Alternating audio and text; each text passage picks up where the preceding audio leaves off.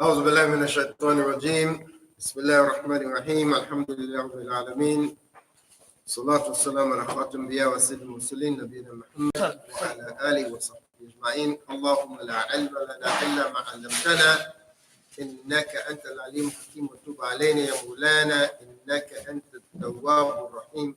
رب اشرح لي صدري ويسر لي أمري واحلل عقدة من لساني يفقهوا قولي وبعد. We give thanks and praise to Allah subhanahu wa ta'ala for blessing us with yet another opportunity to sit and to reflect on His Word. And as we mentioned time and again, that gatherings such as this are blessed gatherings. When we gather together in the house of Allah to study His Word and to reflect on it and to give praise and to make dhikr and things like this, such gatherings are blessed gatherings. Prophet ﷺ tells us that there are groups of angels, they're mujawwaloon. They go around all over the earth seeking out gatherings such as this. That is their job. All they do is they go around the earth seeking gatherings such as this. People sitting in the house of Allah, or sitting together and remembering Allah, or studying Quran, or learning, such gatherings that they gather around them. And so the angels, when they come on upon a gathering, they call the other angels, this is what we were looking for. And they will gather around. And until they go up to the sky and Allah subhanahu wa ta'ala will praise that group of people. Boast of that group to the people, to the angels. And there's a long hadith in relation to that. But it's emphasizing, the importance of such gatherings. Such gatherings are blessed gatherings, the angels gather. Whenever the Quran is being read and studied, angels gather. So the angels are always in the midst of those. So it is good to be in the presence of the angels, the heavenly hosts. May Allah subhanahu wa ta'ala make our session a good session today. We still on Surah Yusuf, Surah 12, and in our last session we covered up to Ayah 57. So today we will continue from Ayah 58, inshallah. أعوذ بالله من الشيطان الرجيم. وجاء إخوة يوسف فدخلوا عليه فعرفهم وهم له منكرون ولما جهزهم بجهازهم قال ائتوني بأخ لكم من أبيكم ألا ترون أني أوفي الكيل وأنا خير المنزلين فإن لم تأتوني به فلا كيل لكم عندي ولا تقربون قالوا سنراوده عنه أباه وإنا لفاعلون وقال لفتيانه اجعلوا بضاعتهم في رحالهم لعلهم يعرفونها إذا انقلبوا إلى أهلهم لعلهم يرجعون. The English translation reads, and Yusuf's brethren came, and they entered unto him, and he recognized them, but they recognized him not. And when he had furnished them with their provisions, he said, bring me a brother of yours from your father. See you not that I give full measure, and I am the best of hosts? But if you bring him not to me, there shall be no measure for you with me, nor shall you come near me. They said, we shall try to get permission from his father, and verily we shall do.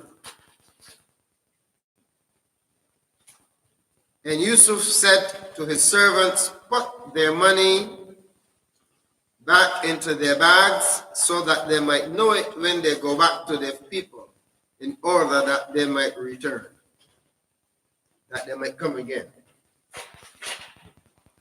So we continue the story of Yusuf alayhi salatu salam.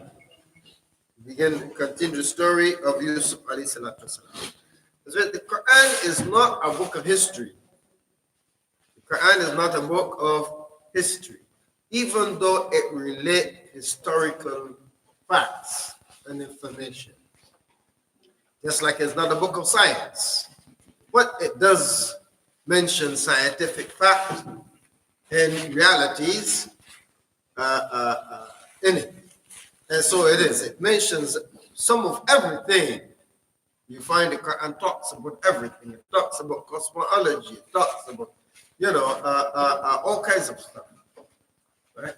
But the Quran primarily is a book of guidance. So that whenever the Quran mentions these things, it mentions it in the context of providing guidance. That you take lesson from it so you can be guided in your life. So the story of Yusuf, which we mentioned, is the only complete story that the Quran puts in one surah. All the other stories of the prophets, that Allah SWT tells us about them, they're all the prophets. Allah SWT, their stories are scattered throughout the Quran in different surahs. Only Surah Yusuf, Prophet Yusuf, that Allah SWT dedicated one surah to him. He dedicated one surah. So you don't find the story of Yusuf in any other surah. You don't find his story in any other surah. His name is mentioned as well as the prophets only, but his story is not mentioned. Right? So Surah Yusuf is dedicated to his story. But being not a book of history, while it maintains a degree of chronology in the story, it deals only with the important or pertinent facts of his life.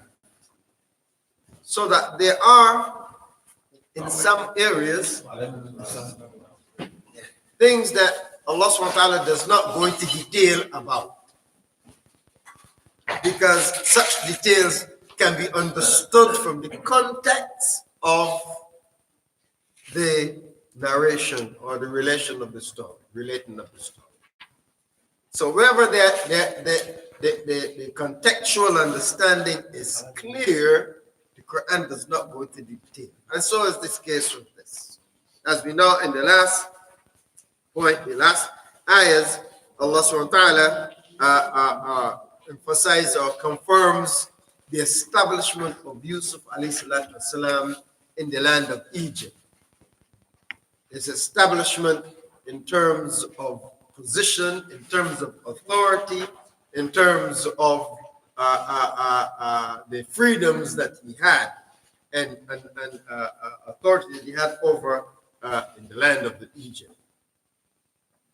And then in this ayahs that we covered today, Allah SWT fast forward to the coming of his family back into the picture.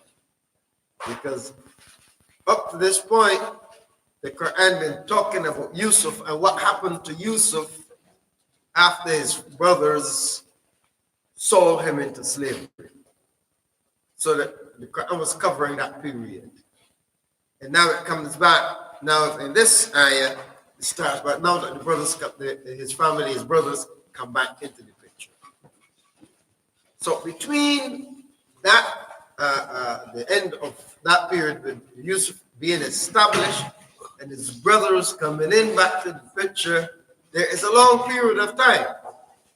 There's a long period of time that after they left Yusuf and they sold him into slavery, some people say it's about 40 years. Some people say, some people say, put it at about 40 years that transpired between when they sold him into slavery and when they now come in to meet him again. It's about 40 years. This is a long period that took place, but the Quran does not go in, only cover a certain period of that 40 years. It covers only a certain period of that 40 years. And so it ends when Yusuf is finally established in the land, and it now comes when they come back into the story again. During this period, as we know, it is the contextual understanding makes it clear that this period, while it was left out, the details of this period was left out. As we mentioned, the contextual understanding is there. And so the Mufassirin was able, the scholars are able to go in and extrapolate the story. And of course, with the aid and assistance of the Israeliyat, that is the story as told by the Jews and the Christians. By the Jews and Christian texts, and they tell the story of it. As we said, we've been trying to reflect always to show that they tell the story, even though they differ in some issue, in some areas, right? And they were telling the story. The standard in what they tell the story is always a little less than the standard which the Quran puts. The Quran put at the highest standard, because always when it talks about the prophets, it's always at the highest standard. Right? Therefore, them it's it's always because of how prophethood is viewed in those religions. All right, how prophethood is viewed in those religions, and this is why you find that the standard is much lower when they talk about prophets. The standard is much lower than the standards in Islam. Right, when the Quran talks about it. And so the Quran, the scholars of Tafsir, they have deduced from the context the following, that Yusuf had, after he had interpreted the dream of the king, and the king had elevated him to his position, and he was given the authority he was given. Then the first 7 years of bounty and plenty came. And so Yusuf, alayhi salatu wasalam, as he had discussed with the king, some of the strategies that he would use to ensure that the things were kept properly. And so the king was very impressed with what he had said. When the king in, he says, "Put me in charge." The king had no hesitation in putting him in charge, because the strategies that he put forward from after explaining the dream, because as I said, he didn't just explain the dream. He told him the strategies that he would have used, right, or recommendations that should be used in implementing or dealing with the results of those dreams. And so the king was totally impressed with Yusuf and what he said.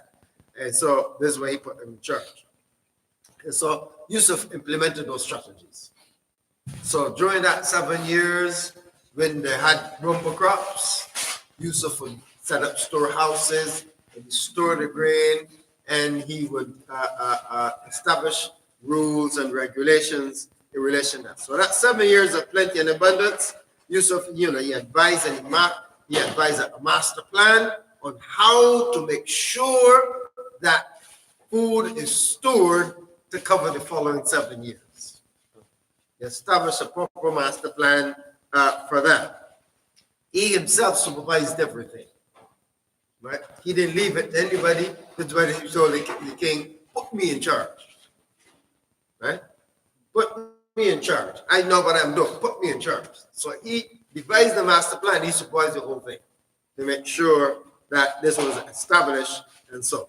And so after he established his plan and implemented, after the 7 years of plenty finished, the 7 years of famine began. So that's 7 years gone, and the second 7 years began. And the second 7 years now is when the famine began. And it began, and the famine spread, because a great drought became. There's no rain. For 7 years, there's no rain. No crops can grow. People don't have food. Animals die. It was a very, very, very bad famine that happened for those 7 years, as he had predicted from the dream of the king.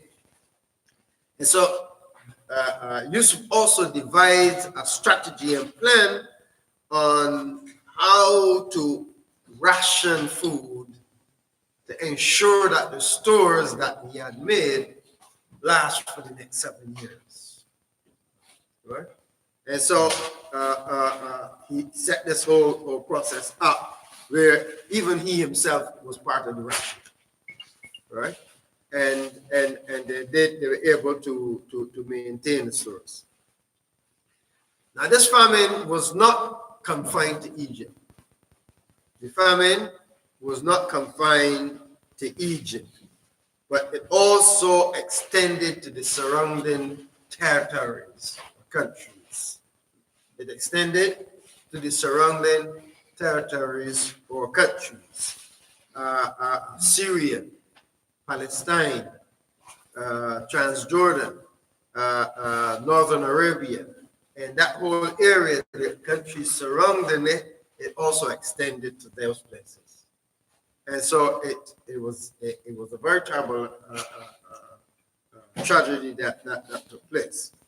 Of course, because of the preparation that Yusuf والسلام, had made for this occasion, for this time, because of the preparation he had made, Egypt had plenty of food. Food was plentiful in Egypt. Everybody could eat, and there was a lot of food. And he has had such stores, and with his management of the whole system, that there was enough food not only to feed everybody in Egypt, but also he had enough that they can sell, had extras that they can sell to others. So once people start to learn that, hey, Egypt got food, people started to come to Egypt from all these surrounding territories.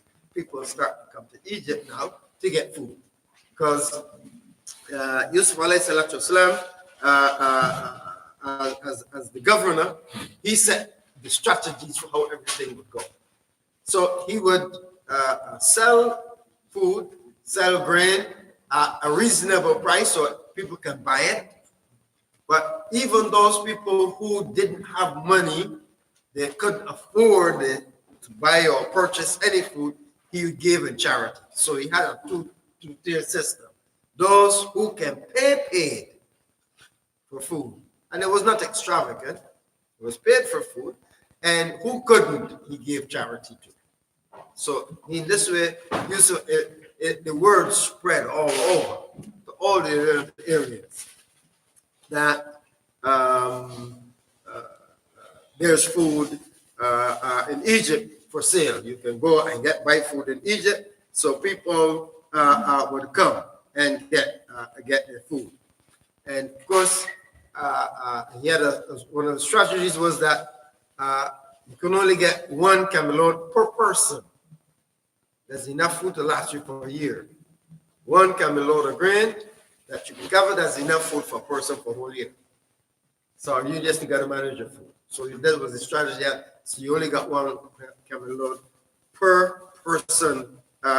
So when his father, Yaqub والسلام, who was in Canaan, or we call in biblical, say Canaan, in the Bible, in the pronunciations for them, they call it Canaan. When Canaan, they lived in Canaan, which is a part of Palestine, right? It's a part of Palestine. And there's actually some of those old cities or towns still remain to this, like Al-Khalil. Like Al-Khalil in Hebron in Palestine. That town still exists today, right? In Palestine, right? That they're trying to make it into Israel. Trying to make Palestine, the whole of Palestine, Israel, and put some little town, and put some little enclaves for Palestinians to live in. That's basically what they're trying to do right now. Anyway, I don't want to get too much into politics, but that's what's happening. So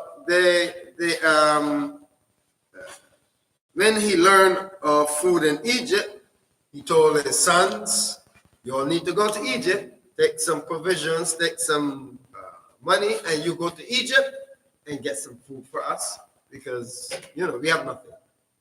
And so he sent them off to Egypt. 10 of them came, of course.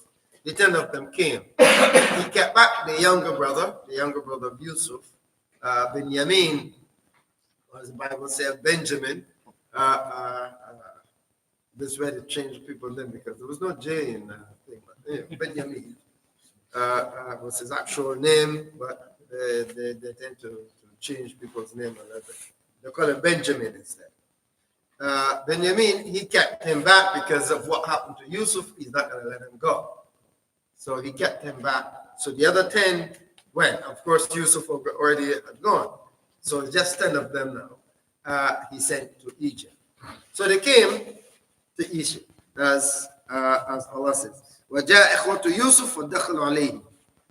So they came to Egypt and they came into the presence of Yusuf to get permission to purchase food, to get food. And when they entered, Allah SWT says, فَعَرَفَهُ. Immediately, Yusuf recognized them.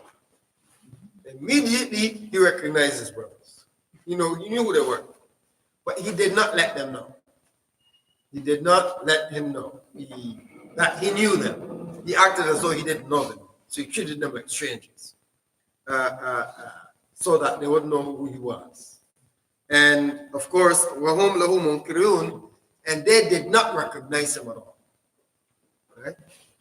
The munkir means that he was a total stranger to them.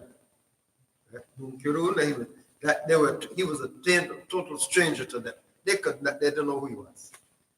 And so we got to remember that they got rid of Yusuf when he was a young boy, maybe 11, 12, a youngster. That they sold him into slavery at that time. He was, a youngster, maybe 11, 12, maybe a little older or a little younger. Allah subhanahu wa ta'ala knows best. He was a youngster when they sold him. So they remember him only as a youngster. Now he's a full man. He's in his late 30s or maybe early 40s. He's a full man. He's full grown. He's established. And so people change over a period of time. They're not going to look how they look when they're youngsters. So that's one change. The second thing is he's governor. He's the boss man. Right? He's the governor. They're not going to think that, this same youngster that we sold into slavery, that he can be the governor. So it would not even occur to them that this would be useful. Even if he had some resemblance, right? It wouldn't occur to them that he would, because they know they sold him into slavery. They think maybe he's dead or he's a slave somewhere or whatever the case, because they don't know what happened to him. They have no clue. All right? So they had no idea that there was Yusuf that they was dealing with. Right? That's why Allah said, Munkirun. He was a total stranger to them. They couldn't recognize him. But he knew exactly who they were. Right? He knew exactly who they were. So as they enter his court to seek permission to purchase, he recognized them, but he pretended that he didn't know them. And he proceeded to interrogate them. Who are you? Where you come from? Why you come to Egypt? Are you spies? You trying to spy on us? What about you treat in this manner? And a very coarse, for a manner he's dealing with them. So of course, in interrogation, they got to tell him who it is because, we are the children of Prophet Yaqub. Right? We are the sons of Prophet Yaqub. Okay, how it's just who and who else is you? Yes, there were 10 of us. There were 12 of us. One of them he got killed. He died or something. He got lost in the desert. He died or something. We don't really know what happened. He got lost or died. He's speaking of course, he's speaking about Yusuf himself. He died or he got lost in the desert somewhere. We don't really know what happened to him.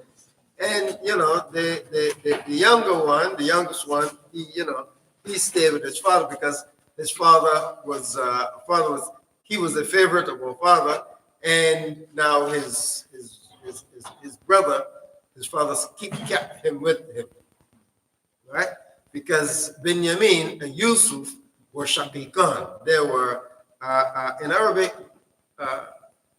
children of the siblings of the same parent, mother and father, you call them shaqiq, right? Or shaqaiq. They are you know, what's the term in English for them? There's a term in English used for it. Anyway, they were full brothers from both brother and both father and mother. So they have the same father, same mother, right? So you call them shaqiq. So they were shaqiq counted. So they because Yaqub alayhi salam had more than one wife. So his kids, his 12 kids, didn't come from one wife. They come from different wives. And Yusuf alayhi salatu wasalam and Benjamin came from the same mother, right? From the same mother. So they were shaqiqah. So what happened to Yusuf happened. Father grabbed Benjamin, Khalas, you're not taking him nowhere. So he didn't go to the side. You don't let him out of the sight. So he sent a yet to him. So he said, he had to stay back with our father. Because my father would not let him out of the sight. So and he interrogated him like this matter and stuff like that. So after Yusuf got in, he questioned them about and this and that. How come he didn't come? You see, you got 12 of them, 11 of you. How come the ex didn't come? How come your father didn't come? This and that. Because, it's one load per person. So if it's 11 of you, you bring 11, and you get 11 loads. So why you didn't bring it? So he interrogated them and stuff like that. And so after, he was, he did that. He learning about by doing in this manner, he's able to learn about his father and his condition of his father and his brother. He can learn about his brother and everything that's safe, everything is okay and stuff like that. After he learned this information, he treated them very well. He showed them great hospitality to his brothers. Right? He showed great hospitality to his brothers. He treated them with honor and respect. With great honor and stuff like that. He didn't let what they did to him get to his head. I mean, that's one of the parts of the story that is really, really, really, really fantastic. That Yusuf, despite what he's not going to get back at them, right? Because he got the opportunity to, but he's not going to get back at them.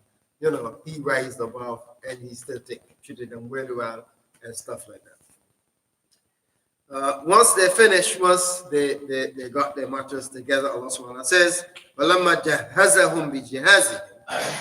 And after they had provided them with the provisions for which they sought, which he not only did provide them with provisions, right? He gave them full measure, and he gave them additional provisions for their journey. So he really took care of them well. Give them the full measure of which they came for, but he also gave them additions so they can, go home safely and take them. فَلَمَّا جَهَّزَهُمْ بِجِهَازِهِمْ قَالَ ائْتُونِي بِأَخٍ لَكُمْ مِنْ أَبِيكُمْ. He says, bring the other brother you got at home from your father. He told them, he demanded from them, he says, you bring the other brother that you have next time so that I can know that you're telling the truth. Right? It was a strategy that Allah subhanahu wa ta'ala gave him. He says, bring him so that I know you're telling the truth. And if you don't bring him, you're not getting no that. You're not getting no majority. Well, I talk about you're not coming near to me. So, he used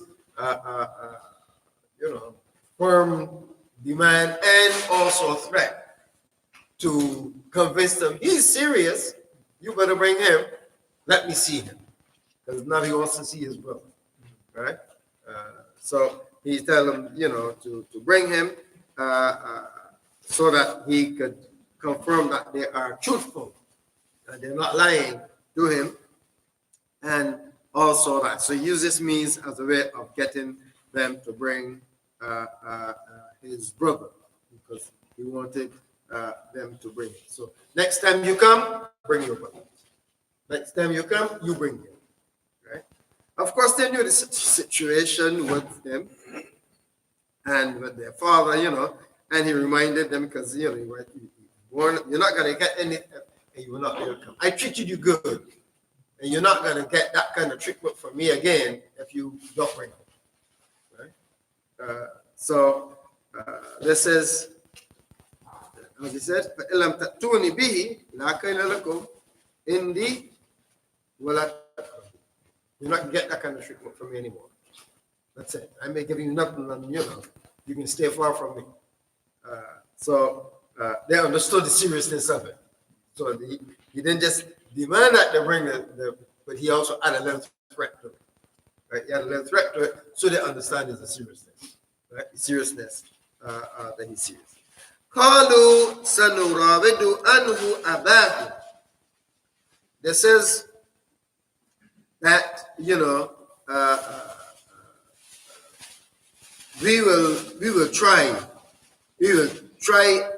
our best to prevail on the father to make sure that he let the boy come with us.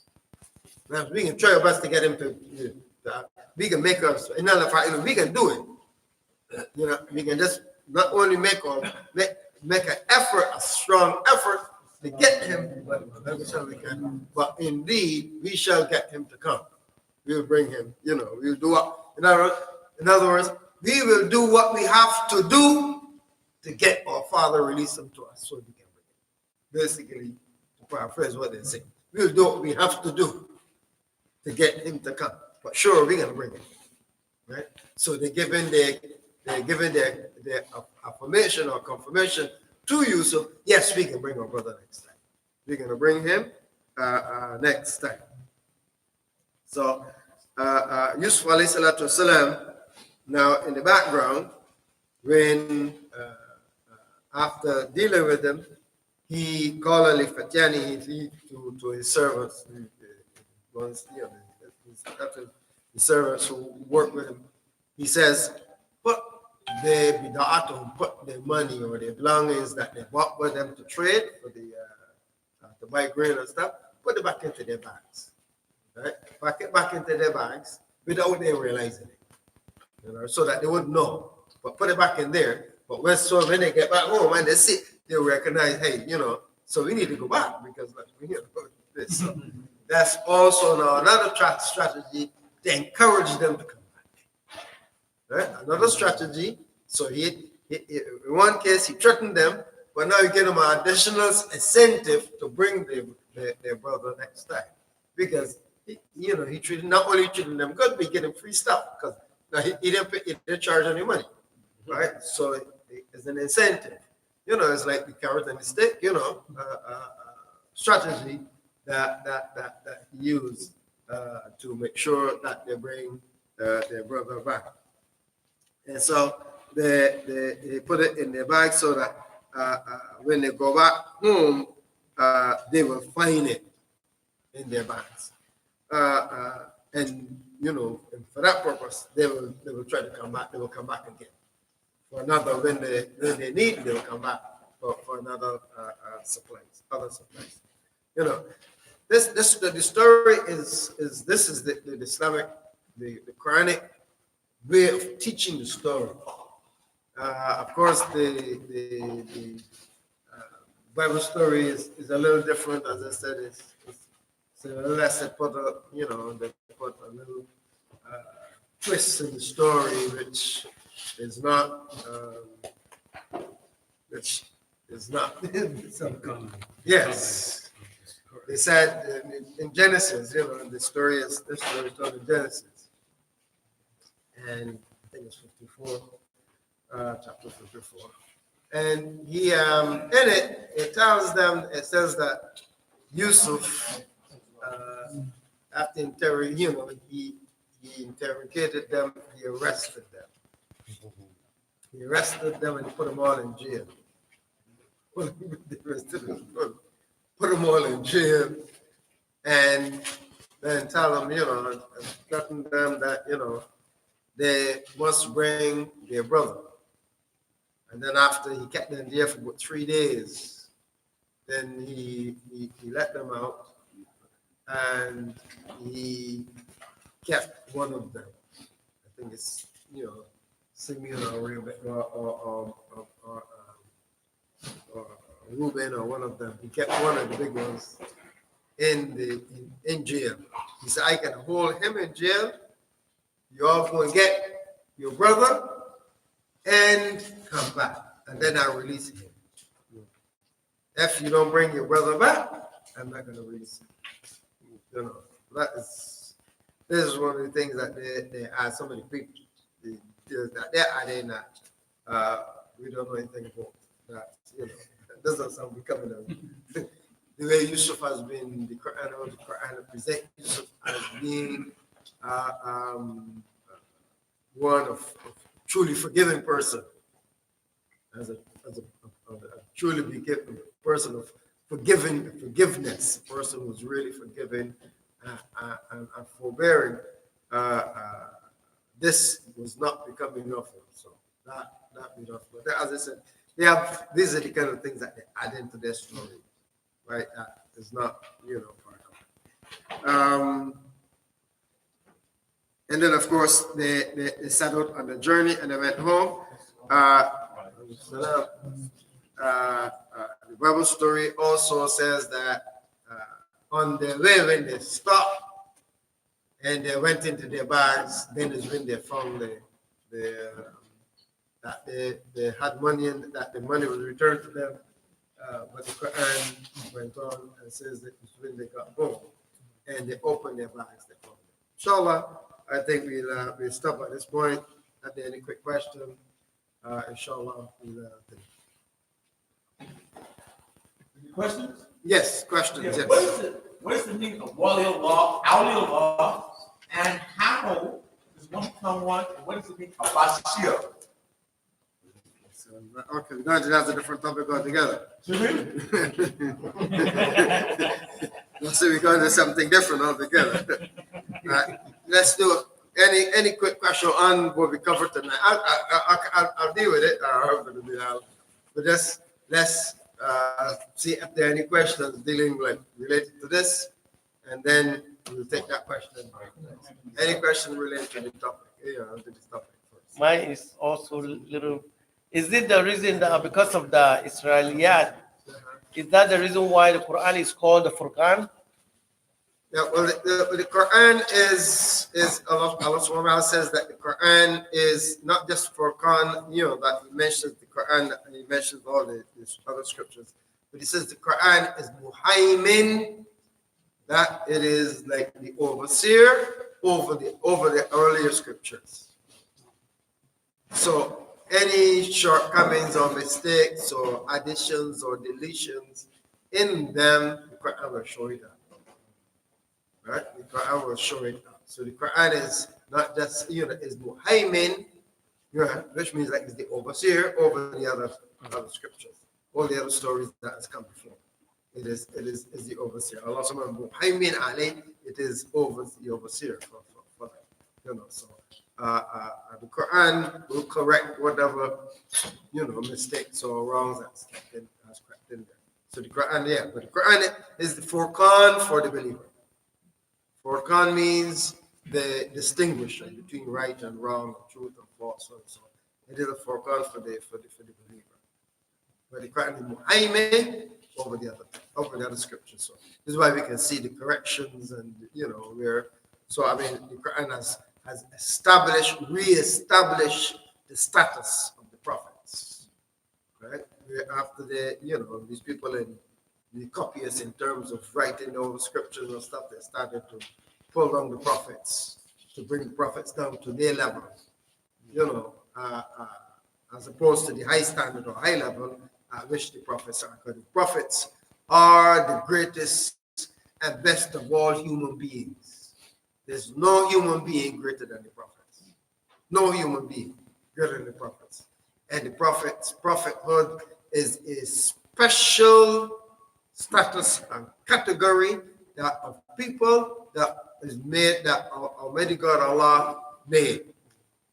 He chose the prophets, the people for that category.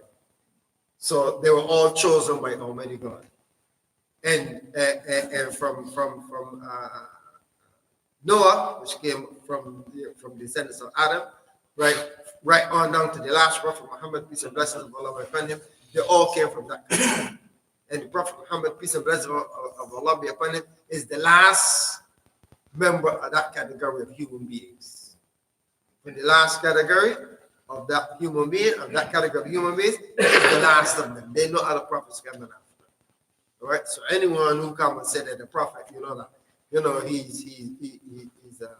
a false prophet, right? He's a false prophet, and there are many of them. Everybody get him and say he's a prophet, But, there's no prophet coming after. But by bringing the standard down over, the people think that you can aspire to become a prophet, right? Or you can be educated into becoming a prophet, or stuff like that. So you find a lot of people carry themselves as prophets and stuff like that. But a prophet, people don't make prophets, right? Prophets were not made by people. Prophets were made by God because they were specially appointed by God for this. And the Prophet Muhammad, peace and blessings of Allah be upon him, is the last of the prophets and messengers. Isn't it when the father sent them to Egypt, he told them, do not enter from one door, but enter from different door? This is the second time that they went. Oh, that's the second time. That's the second time they went. Right? So we talk about that later. Okay. All right. That's the second time they went. The first time they just went. There was the 10 of them went the first time. The second time, 11 of them went because Benjamin was with them. But the first time it was just the 10 brothers. So you said Benjamin and Yusuf were from the same mother. Yeah, same mother. Which of the two were oldest? Yusuf. Yusuf was the older one and Benjamin was the younger one. He was the baby. Yeah, he's the baby. Now, So when the brothers came to make this transaction of food, they weren't using currency. They were using whatever goods they had. yeah, yes. And Yes. That was the norm. Yes, that's what trade was, was barter system that they used most in those days, right? Because not every country had money. Not every country used money. So some people they didn't have money, they used the barter system. So some established states, big established population, they would have money that they use. But not every country used, not everybody had that establishment of money. So barter was a regular thing, right? It was a fair form of trade, barter. So they might bring merchandise, that they had and exchange it for food. Okay, all right. So let's take. If there's no other question on this, then we talk a bit about. Bilal's question, he's asking about was a wali? Wali Allah. Yeah, Awliya Allah. Wali Allah. What's the difference? Awliya is the plural of wali. Okay.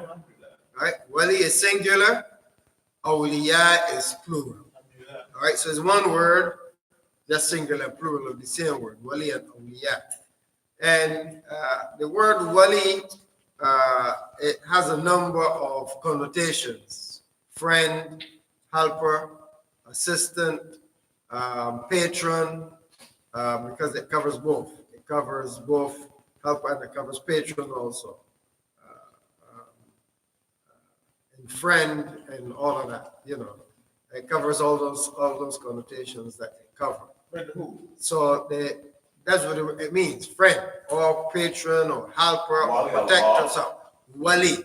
Wali Allah. Yes, let me finish the word. Right? Wali means friend, it means patron, it means helper, it means protector. It means all of the word wali. So when we say wali Allah, it means that when Allah SWT takes from among his servants, awliya, he selects awliya from among the servants.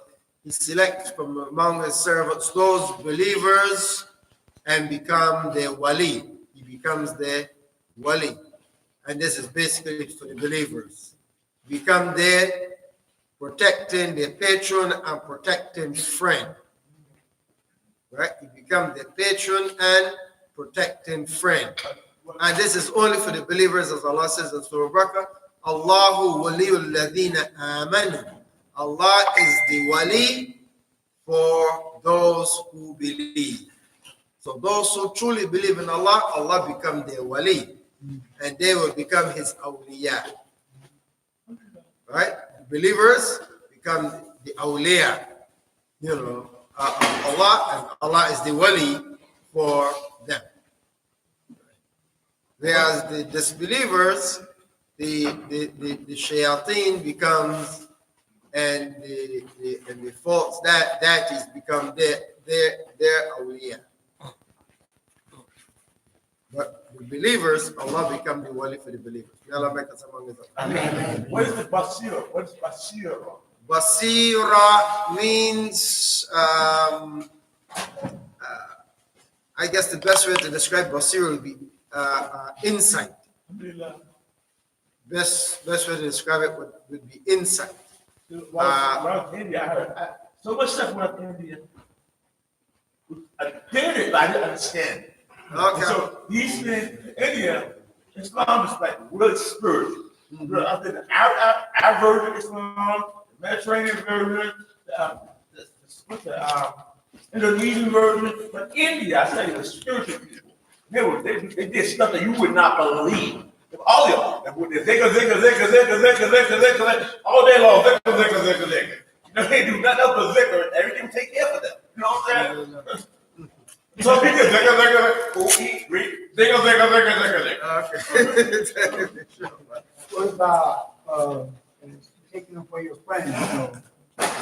Disbelief, you know, Yeah, the disbelievers are not awliya for believers. Right? Allah and the believers are awliya for the believers. Right? The wali is your close bosom friend. Your close people that you think, disbelievers, they might be your neighbors, they might be your colleagues, they might be your associates, or business partners, or what have you. And while you treat them with respect and honor, they do not become your awliya. They're not your awliya. The believers are the protecting friends of the believers, just like disbelievers are protecting friends of each other. because they don't know. Yeah. They If don't they don't know. believe as you believe. They don't know, right? Yes, they don't believe as you believe. Now, any other quick question before we wrap up? Okay, inshallah, we continue our session next week, inshallah. سبحانك اللهم وبحمدك نشهد ان لا اله الا انت نستغفرك ونتوب اليك. Jazakallah.